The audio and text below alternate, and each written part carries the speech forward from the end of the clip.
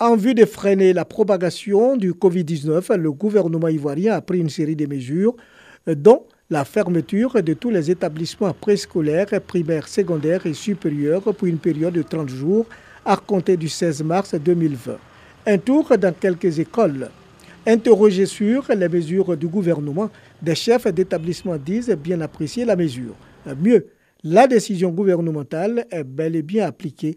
C'est une décision gouvernementale, donc nous n'avons pas hésité. Hier, nous avons libéré tous les élèves et les professeurs. Si nous ne respectons pas ces mesures sanitaires, les conséquences sont catastrophiques.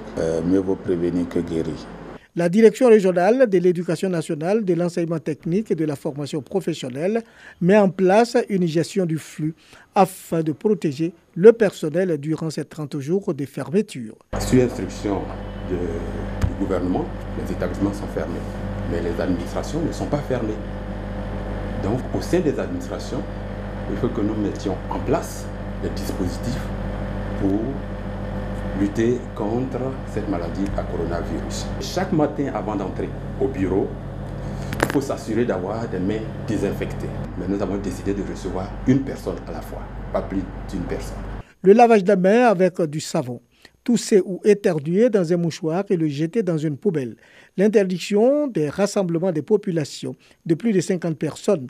La suspension de tous les événements sportifs et culturels nationaux et internationaux pour une période de 15 jours renouvelable à compter du 18 mars 2020 à minuit.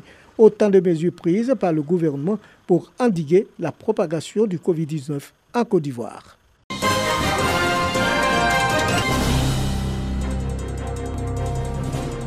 Ces derniers jours, la Côte d'Ivoire enregistre un certain nombre de cas de la maladie à coronavirus, un virus qui fait des victimes partout dans le monde.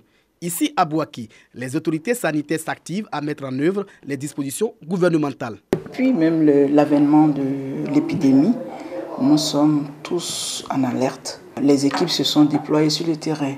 Les équipes sont à la recherche des cas contacts pour qu'on puisse freiner l'épidémie. Ces mesures prennent en compte l'utilisation des gels hydroalcooliques et des cache-nez. Cependant, ces produits et équipements sont en manque dans les supermarchés et pharmacies. Ce sont les gestes simples de la vie courante qu'on demande aux populations de répéter cette fois-ci. On nous a toujours dit, lavez-vous les mains. C'est le premier geste d'hygiène qu'on peut, n'est-ce pas, exiger de tout individu. Mais cela devient donc une exigence maintenant à la pointe de l'actualité. Lavons-nous les mains avec du savon, de l'eau de robinet, rinçons les mains, séchons-les avec du Kleenex ou avec une serviette propre et on est débarrassé de ce virus. Les pays même qui disposent de systèmes sanitaires les plus évolués, aujourd'hui ont des problèmes de stock de gel hydroalcoolique pour les mains et de cache-nez aussi. Ils n'en ont pas, c'est des ruptures un peu partout dans le monde entier. Ici, nous avons trouvé la parade, nous avons passé des commandes avec nos fournisseurs. La directrice régionale de la santé insiste sur le strict respect des mesures de prévention. Il faut éviter les rassemblements de plus de 50 personnes. C'est des recommandations, c'est des mesures que nous avons. Ces rassemblements sont dangereux aujourd'hui parce que vous ne saviez pas, celui qui tousse, est-ce qu'il a été en contact? Les symptômes les plus courants de la COVID-19 sont la forte fièvre, la fatigue, la toux sèche. Certains patients présentent des douleurs, des congestions et un écoulement nasal, des maux de gorge et une diarrhée.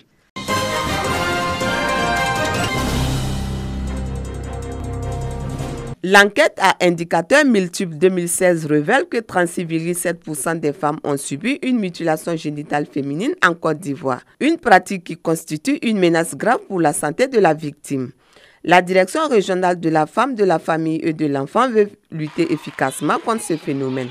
Cette structure, en partenariat avec l'UNFPE, a organisé une journée d'information et de sensibilisation sur les mutilations génitales féminines au lycée Jeunes Filles de Bouaké. Les apprenantes ont été instruites sur les causes et les conséquences de l'excision. Il était question de faire prendre conscience à nos enfants que l'excision n'apporte rien de positif à la vie de la jeune fille et de la mère. Il y a les conséquences immédiates, c'est-à-dire qu'on coupe un organe qui est très vascularisé et qui est très innervé. Et la vascularisation va exposer la femme à des hémorragies importantes qui peuvent l'emporter. L'innervation va exposer la femme à des douleurs atroces. Ce cadre d'échange a permis aux élèves d'être outillés sur cette pratique néfaste.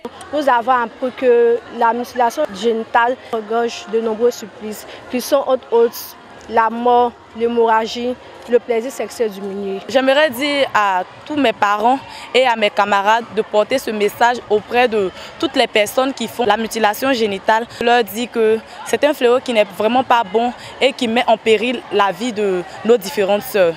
En Côte d'Ivoire, la loi portant interdiction des mutilations génitales féminines prévoit une peine d'1 an à 5 ans d'emprisonnement et une amende allant de 360 000 à 2 millions de francs CFA.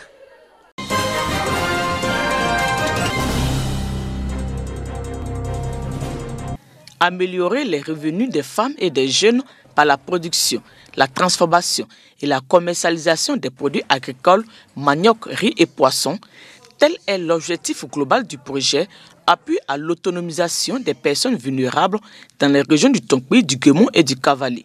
Les objectifs spécifiques sont l'amélioration des conditions du décortiquage du riz et de la transformation du manioc en attiqué et farine, la relance de la pisciculture et l'amélioration des conditions de commercialisation du poisson. Grâce à ce projet, la station aquacole de Dompleu, un village de la commune de Mans, fermée depuis de nombreuses années, sera réactivée. D'une superficie de 4 hectares, cette station sera exploitée par une centaine de jeunes de la région. Au total, 20 fermes piscicoles et 10 groupements agricoles de femmes et de jeunes sont concernés par ce projet mis en œuvre par la FAO, Organisation des Nations Unies pour l'alimentation. On a mis plus de 6 mois à 1 an pour identifier ces groupements. On les a choisis vraiment de façon très détaillée. On a vu leurs capacités, on les a interviewés. Et on a vraiment eu l'occasion de les rencontrer, de comprendre leurs besoins, comprendre la dynamique dans laquelle ils étaient et surtout de sélectionner ceux qui avaient vraiment les critères de succès les plus importants. La cérémonie de lancement du projet se tient à Mans. La FAO et Côte d'Ivoire Énergie, partenaires de mise en œuvre, ainsi que la Banque africaine de développement BAD, bailleur de fonds, demandent une appropriation réelle du projet par les bénéficiaires. Il faut vraiment que ces groupements démontrent qu'ils ont l'intention vraiment d'aller de l'avant. On ne voudra pas revenir ici pour faire la même chose encore. Donc il faut que les populations, les autorités s'approprient de ça pour que demain on fasse autre chose, on puisse aller de l'avant. C'est des questions qui sont liées à la pérennisation du projet. Nous sommes confiants à la réussite parce que, pour 2 raisons principales, nous avons choisi un partenaire dont le savoir-faire n'est plus à démontrer, donc c'est la FAO. Nous avons également ciblé une région où, il faut le dire, les conditions sont réunies pour la culture du riz, le manioc et également la pisciculture. Les bénéficiaires, tout en exprimant leur gratitude, promettent ne pas décevoir les initiateurs. Nous en avions besoin, c'est arrivé. Nous allons faire de sorte que nous soyons des modèles dans le Tonkpi. Je pense que nous ne les décevrons pas. Nous ferons tout notre possible pour que ce projet-là soit pérennisé. Ce projet est la mise en œuvre de la composante genre du projet de renforcement des réseaux électriques de transport et de distribution PRED. Il est financé par la BAD à plus de 600 millions de francs CFA.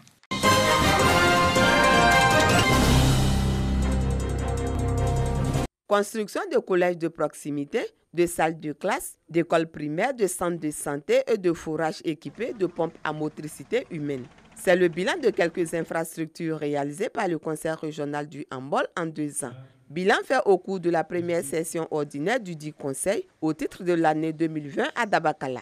Occasion pour le président du Conseil régional d'annoncer d'autres projets d'envergure dont la question de l'accès à l'eau potable. Nous avons aujourd'hui, en 2020, pour objectif de faire en sorte que les 4 dernières sous-préfectures de notre région soient dotées en collèges de proximité et qui seront livrés en juillet 2020. Il y a des problèmes d'eau aujourd'hui à Dabakala. Les problèmes sont en train d'être réglés parce que les unités compactes de gréement qui ont été commandées par l'État de Côte d'Ivoire sont disponibles et seront installés incessamment. 6 points étaient à l'ordre du jour de cette première session ordinaire du Conseil régional. Rencontre au cours de laquelle les conseillers ont adopté le budget du compte administratif du président pour l'exercice 2019. Un budget qui s'équilibre en recettes et en dépenses à la somme de plus de 3 milliards de francs CFA. Pour Konaté Khalil, c'est une satisfaction. Cette année, notre budget, le budget du conseil régional, a été approuvé depuis le 24 février. Donc il est exécutable depuis cette date-là. Et pendant que le budget avait été transmis à la tutelle pour approbation, nous avons travaillé en temps masqué sur la maturation de tous les dossiers d'appel d'offres. Donc aujourd'hui, nous sommes prêts à lancer les dossiers d'appel d'offres. La quasi-totalité des investissements que nous voulons faire, nous allons pouvoir les opérer. Réalisation de fermes avicoles, construction de piscines et de maisons des chefs traditionnels à Dabakala et à Niakara ont été aussi annoncées au cours de cette session ordinaire.